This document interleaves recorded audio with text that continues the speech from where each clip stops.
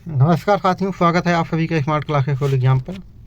साथियों, हम लोग ऑल स्टेट पीसीएस और यूपीएससी में पूछे जाने वाले पेपर 1 के बारे में डिस्कशन कर रहे हैं। आज का टॉपिक है हमारा पूर्व, जो कि 1540 से 1555 ईस्वी तक था, और इसमें शेर शाह सूरी 1540 से 1545 ईस्वी तक था। इसके बारे में डिस्कशन करेंगे। तो आइए आज का डिस्कशन को स्टार्ट करते हैं। उससे पहले, शेर शाह सूरी भारत में दूसरा अफगान वंश का संस्थापक था। शेर शाह ने जो कार्य किए उसके आधार पर न केवल साम्राज्य निर्माता बल्कि इसे अकबर का अग्रगामी कहा जाता है। इसके बचपन का नाम फरीद था और इसका जन्म 1472 ईस्वी में बजबारा, यानी कि शेर शाह का जन्म 1472 ईस्वी में बजबारा या नरनौल में हुआ तथा इनके पिता का नाम हसन था।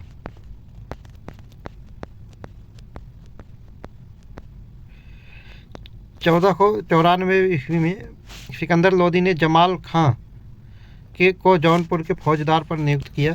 जमाल खां को 1494 में फरीद यानी शेर शाह सूरी पिता के नाराज होकर जौनपुर आ गया और यहाँ पर इसने शिक्षा प्राप्त की। 1520 ईस्वी में हसन की मृत्यु के बाद यह अपनी पिता की गद्दी का मालिक हो गया। बहार खां यानी कि महमूद शाह के साथ एक शिकार यात्रा में इसने एक शेर का वध कर दिया, जिसके इसने शेर खां की उपाधि धारण की। लोहानी सरदारों के षड्यंत्र के कारण इसे, यानी कि जो लोहानी सरदार थे उनके षड्यंत्र के कारण इसे बिहार छोड़ना पड़ा और ये बाबर की सेना में शामिल हो गया और चंदेरी के युद्ध में इसने बाबर की तरफ से युद्ध किया। 1539 ईस्वी में इसने चौफा के युद्ध में हुमायूं को पराजित कर शेर शाह की उपाधि धारण की। 1540 ईस्वी में इसने कन्नौज के युद्ध में हुमायूं को पराजित किया, भारत का सुल्तान बना। शेर शाह सुल्तान बनने के पहले 1529 ईस्वी में बंगाल के शासक नुसरत शाह को पराजित कर हजरत आला की उपाधि धारण की। 1540 ईस्वी में कन्नौज के युद्ध में हुमायूं को पराजित कर सुल्तान की उपाधि धारण की। बंगाल विद्रोह है 1541 ईस्वी का। बंगाल के गवर्नर खिज्र खां ने 1541 ईस्वी में विरोध कर दिया। ये सैयद वंश के संस्थापक वाले खिज्र खां नहीं हैं, ये इनके बंगाल के गवर्नर थे शेर शाह सूरी के। इसने अब बंगाल को 19 सरकारों में बांट दिया और प्रत्येक सरकार में एक फिकादारान की नियुक्त की, जो सुल्तान के नियुक्त के सीधे नियंत्रण में थे। नेक्स्ट है मालवा विजय 1542 ईस्वी। इस समय यहाँ मल्लू खां या कादिर खां शासक था। इसने अपनी राजधानी उज्जैनी में शेर शाह का स्वागत किया और मालवा राज्य शेर शाह को सौंप दिया। रायसीन विजय 1543 ईस्वी में है। यहाँ का राजा पूरनमल चौहान था। शेर शाह ने रायसीन के दुर्ग को चालाकी एवं धोखे से विजित किया, जो इसके जीवन में कलंक था। नेक्स्ट है मारवाड़ विजय। यहाँ का शासक मालदेव था। यह राजपूतों के शौर्य से इतना प्रभावित हुआ कि इसने कहा, मुट्ठी भर बाजरे के लिए मैं हिंदुस्तान को प्रायः खो चुका था। ये मारवाड़ विजय के दौरान शेर शाह सूरी ने कहा था, जब मालदेव से इसका युद्ध हुआ था। कालिंजर अभियान 1544 ईस्वी। यहाँ का शासक कीर्ति सिंह था। कालिंजर का घेरा लगभग 7 महीने तक पड़ा रहा। जब किले को जीत नहीं सका तब शेर शाह ने मई 1545 ईस्वी में दीवार को गोला बारूद से उड़ा देने की आज्ञा दी।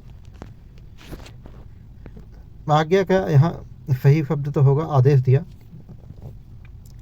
यह युद्ध सामग्री में आग लगने से शेर शाह गंभीर रूप से घायल हो गया और इसकी मृत्यु हो गई, लेकिन मरने से पहले इसने किले को जीतने का समाचार मिल गया था इसको। भू राजस्व की व्यवस्था क्या थी शेर शाह की? सर्वप्रथम शेर शाह ने गज ए सिकंदरी के माध्यम से भूमि की नाप कराई और कृषि योग्य भूमि को 3 श्रेणियों में, उत्तम श्रेणी, मध्यम श्रेणी और निम्न श्रेणियों में बांट दिया था और तीनों श्रेणी का औसत उपज निकालकर 1/3 भाग भू राजस्व निर्धारित किया। इस व्यवस्था को जाप्ती प्रणाली के नाम से जाना जाता है।